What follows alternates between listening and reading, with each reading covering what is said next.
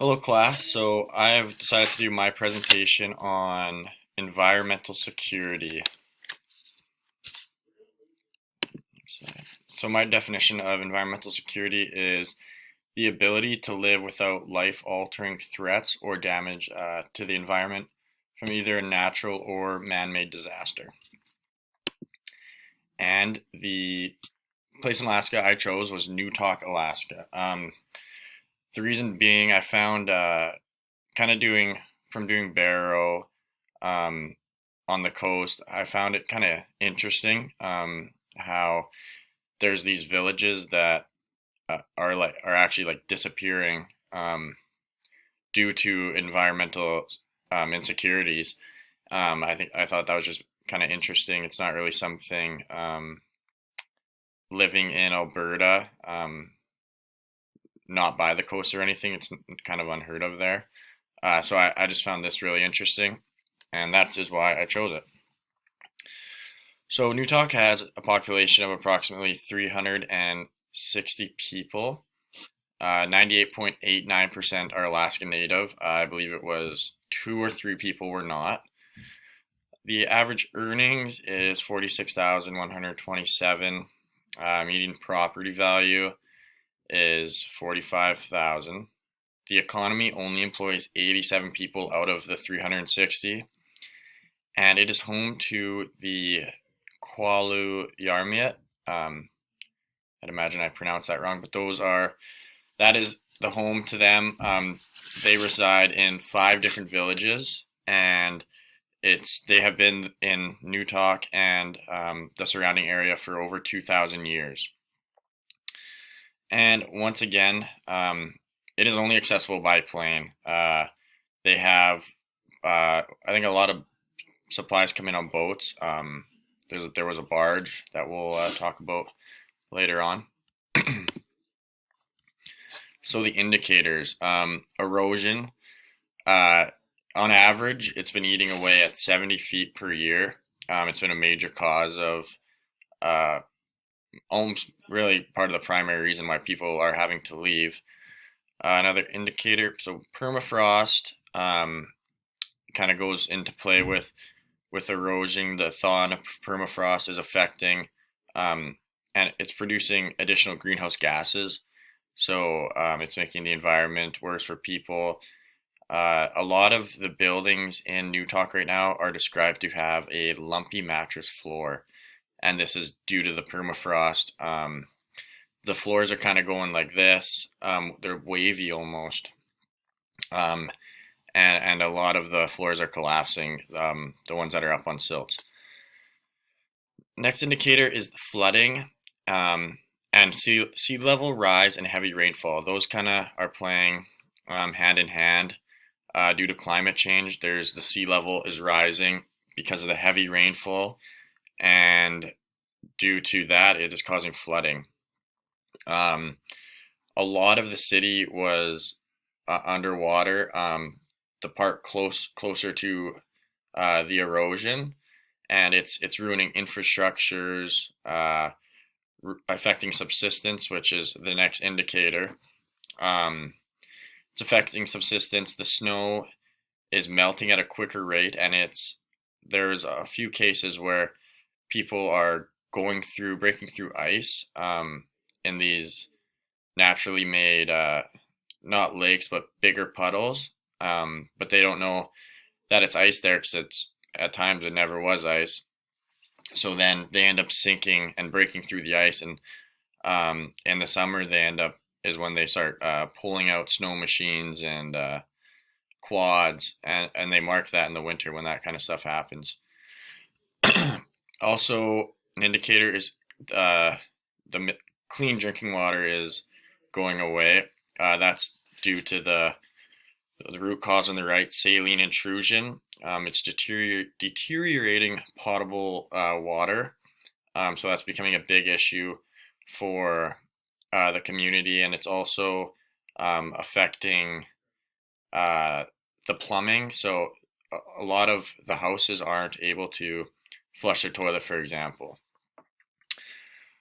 So root causes for, I think, warming weather and climate change. are two that are a root cause of all of these, in some sense. Um, and then lack of money and money management. It costs a lot of money to fix um, erosion or build up banks on the coast to stop erosion. And unfortunately, Newtok doesn't have that money. There was a time early or late 1900s where they did have money, but it was kind of mismanaged. And now that's part of the reason why the community's kind of ran out of money to fix fix the issues that are ongoing. Next slide. Okay, so here's a slide of the coastal erosion. So yellow, green, blue, purple, pink. These are the predictions, and I think this was just shortly before, not too far before 2017 or 2007. Sorry. So it goes 2007, 2012, 2017, 2022, and 2027. So it's showing in 7 years from now, um, it's actually going to be taking out a lot of the town. It doesn't go much farther than what you can see in the picture, and you can already see this big lake here. So eventually, once it just keeps eroding and the flooding keeps happening, it's just going to combine into that little lake there, which is a big issue.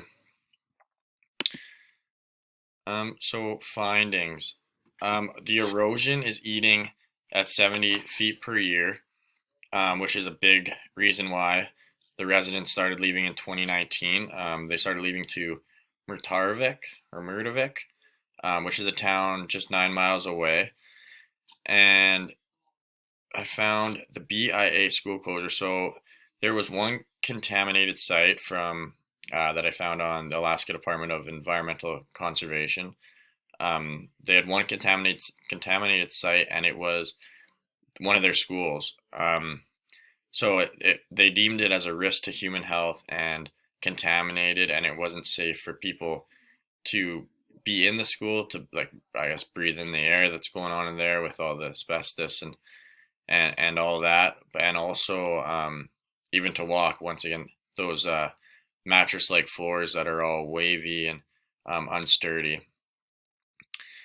Another issue I found was primary barge and primary landfill are eroded into the river.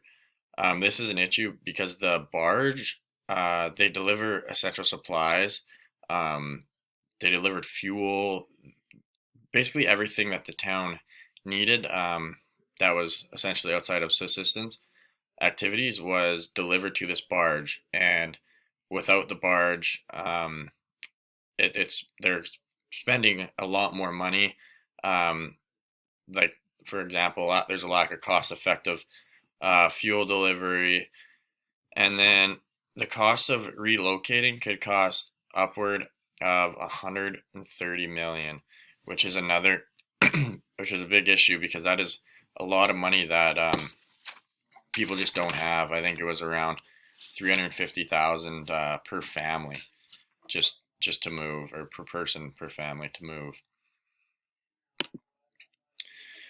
So how climate change affects subsistence fishing. Here's an example. You see climate variability goes to change water temp, winds, and turbidity, which is affecting fish runs.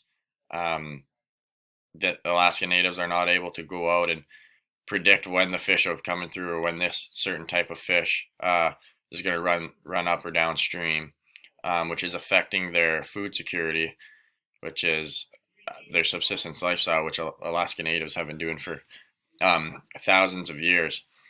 Another part of subsistence that has been affected is geese. So because of the snow disappearing later because of climate change and global warming, geese are laying their eggs in the snow, and it's almost making it impossible, if not extremely hard, to find these eggs. So essentially they're old century routines, traditions are all being disrupted due to environmental insecurity.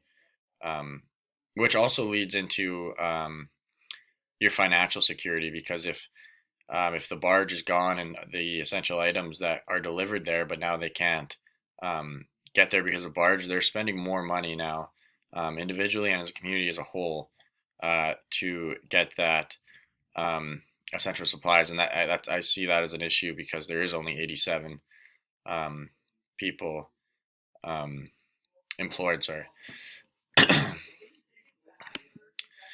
So strategies I thought of was village infrastructure protection program. So have this fund or grant set up where the village can have money put into a program for if if infrastructure is being ruined due to environmental insecurities, climate change, erosion, permafrost, anything like that. That's the same for federal grants. They should get federal grants to relocate village. The reason why I say that is because it was around half of the village has already relocated uh, to Murtarvik, Murtarvik, and but well, like I said, because it's so expensive, it's economically, I'd say, an economic insecurity because they don't have the jobs in Newtok to pay 350,000 per family or per person to just get up and leave. It's not that easy, and they could apply for hazard mitigation plans. So when, say, they move to Murdarvik and erosion is becoming, maybe eventually becomes a problem, they have a hazard mitigation plan. As soon as they realize that, they can act, and they'll have programs and grants in place so that they can use in order to put these mitigation plans into action and have them actually work and maybe slow the rate of erosion or whatever the hazard is identified at the time. And lastly, I think my biggest strategy would be to invest in Murtarvik, Alaska. With half the community of Newtok already relocating there, and driving through town is a lot of the Alaskans are saying it's unsafe because they can't tell where the ice is now because of all the new puddles and much more. So I think just investing in this new community, making sure it has the right infrastructure, make sure the houses are and buildings are built up on bricks or stilts or whatever it is, so it stops heating the ground. Just invest in the community as a whole so they can maybe do this one move now, which is costly, but then hopefully make it, I guess, your last move unless you're moving personally. But as a whole village to get up and move, I think they should invest in this community and make it try and make it their lasting community. And references.